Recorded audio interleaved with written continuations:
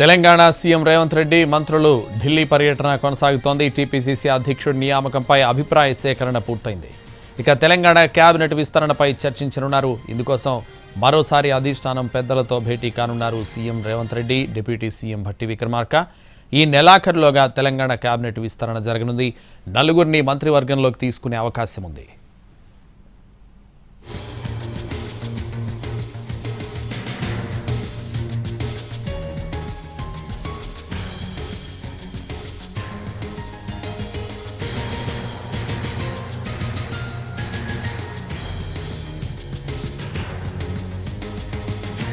ఖర్గే అధ్యక్షతన కీలక సమావేశం జరిగింది.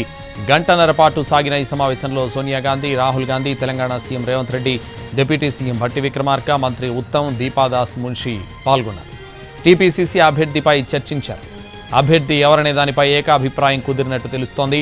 త్వరలోనే టీపీసీసీ అభ్యర్థిని ప్రకటిస్తారని సమాచారం.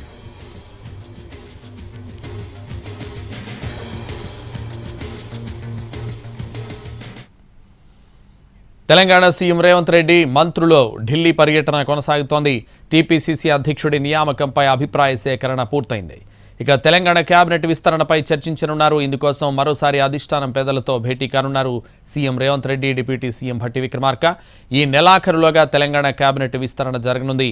నలుగురిని మంత్రివర్గంలోకి తీసుకునే అవకాశం ఉంది. ఇదే విషయానికి సంబంధించి మరింత సమాచారం మా ప్రతినిధి చారి లైవ్లో అందిస్తారు. చారి, తెలంగాణ కాంగ్రెస్ ముఖ్య నాయకులంతా కూడా ఢిల్లీలో ఉన్నారు. ఉదయం పార్టీ అగ్రనేతలతో సీఎం రేవంత్ రెడ్డి, అలాగే డిప్యూటీ సీఎం భట్టి విక్రమార్క, మాజీ పీసీసీ చీఫ్ ఉత్తమ్ కుమార్ రెడ్డి కూడా భేటీ అయ్యారు. ప్రస్తుతం తెలంగాణలో కాంగ్రెస్ పార్టీకి సంబంధించి పీసీసీ చీఫ్ నియామకం, అలాగే కేబినెట్ విస్తరణకు సంబంధించినటువంటి అంశం మీదనే ప్రధానంగా అధిష్టానం ఫోకస్ చేస్తుంది. అయితే పీసీసీ నియామకానికి సంబంధించినటువంటి ప్రక్రియలో ముగ్గురు సీనియర్ నేతల యొక్క అభిప్రాయాల్ని కాంగ్రెస్ అగ్రనాయకత్వం తీసుకుంది.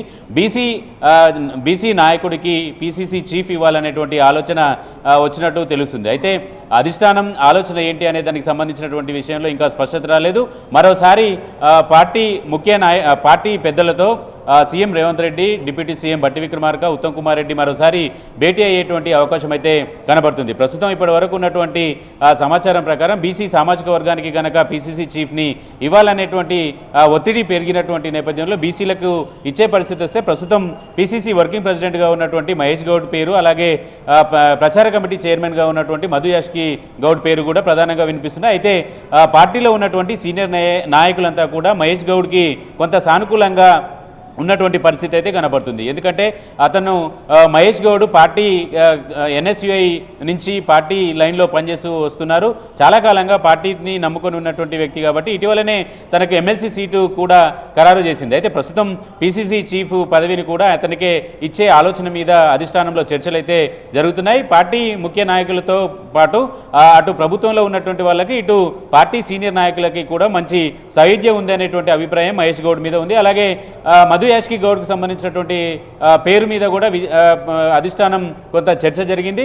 మొత్తానికి పార్టీ నాయకత్వం మరోసారి పీసీసీ నియామకానికి సంబంధించినటువంటి పేరు మీద మరోసారి పార్టీ సీనియర్ నాయకులందరితో కూడా సమావేశమయ్యేటువంటి అవకాశం ఉంది ఈరోజు రాత్రి వరకు. ఇక కేబినెట్కి సంబంధించినటువంటి అంశాన్ని కనుక మనం చూస్తే కేబినెట్ విస్తరించాలనేటువంటి అభిప్రాయానికి వచ్చినట్టు తెలుస్తుంది. సుమారు నలుగురు మంత్రులని, కొత్త మంత్రులని కేబినెట్లోకి తీసుకునేటువంటి అవకాశం ఉంది. ప్రస్తుతం ఇప్పుడున్నటువంటి వెసులుబాటు ప్రకారం ఆరుగురిని కేబినెట్లోకి తీసుకునేటువంటి అవకాశం ఉంది. కానీ నలుగురితోటే కేబినెట్ విస్తరణ చేయాలనేటువంటి ఆలోచన చేసినట్టు తెలుస్తుంది. ఈ నెలాఖరికి కేబినెట్ విస్తరణ కూడా ఉండే అవకాశం ఉంది. మనకు ఉన్నటువంటి సమాచారం ప్రకారం 28, 29 తేదీల్లో కేబినెట్ విస్తరణ చేసే అవకాశాలు ఉన్నట్టు మనకు సమాచారం ఉంది. ఓవరాల్గా కాంగ్రెస్ ముఖ్య నాయకులంతా కూడా ఢిల్లీకి వెళ్ళినటువంటి నేపథ్యం. ఒకవైపు పీసీసీ చీఫ్, మరోవైపు కేబినెట్ విస్తరణకు సంబంధించినటువంటి మార్పులు చేర్పులకు సంబంధించినటువంటి అంశాలన్నింటినీ కూడా ఫైనల్ చేసుకొని వచ్చేటువంటి అవకాశం అయితే కనబడుతుంది. కేబినెట్ విస్తరణ ఈ నెలాఖరికి అయితే జరిగేటువంటి అవకాశాలు ఉన్నట్టు తెలుస్తుంది.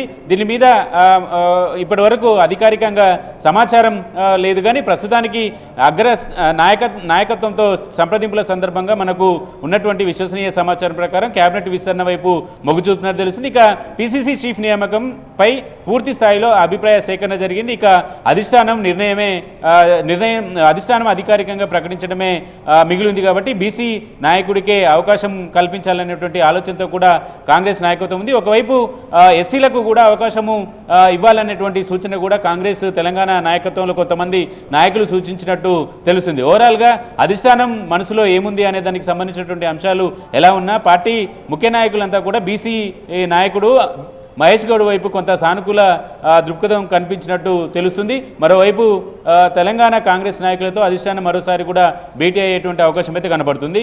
రాత్రి వరకు కొంత కొలిక్కొచ్చేటువంటి అవకాశం ఉంది. అయితే మంత్రివర్గ విస్తరణలో ఆ 4 స్థానాలకి ఎవరెవరు ఆశిస్తున్నారు, ఎవరెవరిని పరిశీలిస్తున్నారు? అంటే ప్రస్తుతానికి కేబినెట్ విస్తరణకు సంబంధించినటువంటి చర్చ అధిష్టానం దగ్గర చర్చల స్థాయిలోనే ఉంది. మొదటి నుంచి కాంగ్రెస్ నాయకత్వం కూడా కోమటిరెడ్డి రాజగోపాల్ రెడ్డి పేరు ప్రధానంగా వినిపిస్తుంది. ఎందుకంటే ఎన్నికలకు ముందు అలాగే పార్లమెంట్ ఎన్నికలకు ముందు తనకు మంత్రి పదవి ఇస్తామనేటువంటి ఒక హామీ, అలాగే బీజేపీ నుంచి కాంగ్రెస్లో చేరినటువంటి సందర్భంలో కూడా తనకు మంత్రివర్గంలో చోటు కల్పిస్తామనేటువంటి హామీ ఇచ్చినట్టు ప్రచారం జరుగుతుంది. అలాగే పార్లమెంట్ ఎన్నికల్లో కూడా ఇదే అంశం పార్టీ నాయకత్వం అగ్రనాయకత్వం కూడా హామీ ఇచ్చినట్టు కోమటిరెడ్డి రాజగోపాల్ రెడ్డి సన్నిహితులు కోమటిరెడ్డి వర్గీయులు కూడా చెప్తున్నారు. కాబట్టి కోమటిరెడ్డి రాజగోపాల్ రెడ్డికి సంబంధించినటువంటి విషయంలో కొంత క్లారిటీ ఉన్నటువంటి అభిప్రాయం అయితే కనబడుతుంది. మరోవైపు నిజామాబాద్ జిల్లాకు సంబంధించినటువంటి సుదర్శన్ రెడ్డి పేరు కూడా ఉంది. ఇప్పుడు ఒకవేళ నిజంగానే నలుగురికి మంత్రివర్గంలోకి చోటు తీసుకోవాల్సి వస్తే ఇద్దరు రెడ్లే అయ్యేటువంటి అవకాశం ఉంది. దీంతో పాటుగా నల్గొండ జిల్లాకు సంబంధించినటువంటి సామాజిక సమీకరణాలు కనుక చూస్తే ఇప్పటికే నల్గొండలో ఉత్తమ్ కుమార్ రెడ్డి, కోమటిరెడ్డి వెంకరెడ్డి క్యాబినెట్లో ఉన్నారు. అక్కడ దేవరకొండ ఎమ్మెల్యే బాలు నాయక్ క్యాబినెట్లో చోటు కావాలనేటువంటి ప్రయత్నాలు కూడా చేస్తున్నారు. ఎస్టీ సామాజిక వర్గానికి సంబంధించినటువంటి ఎమ్మెల్యే కాబట్టి ఈ సామాజిక సమీకరణలు అన్నిటిని కూడా దృష్టిలో పెట్టుకోవాల్సి ఉంటుంది. కాబట్టి క్యాబినెట్లో ఎవరికి చోటు దక్కుతుంది ఇలాంటి అంశాలన్నింటినీ కూడా ఇంకా పూర్తి స్థాయిలో కొలిక్కి రాలేదు. ప్రస్తుతానికైతే క్యాబినెట్ విస్తరణ చేయాలనేటువంటి ఆలోచన అటు సీఎం కాంగ్రెస్ పార్టీ హైకమాండ్ కూడా ఉన్నట్టు తెలుస్తోంది.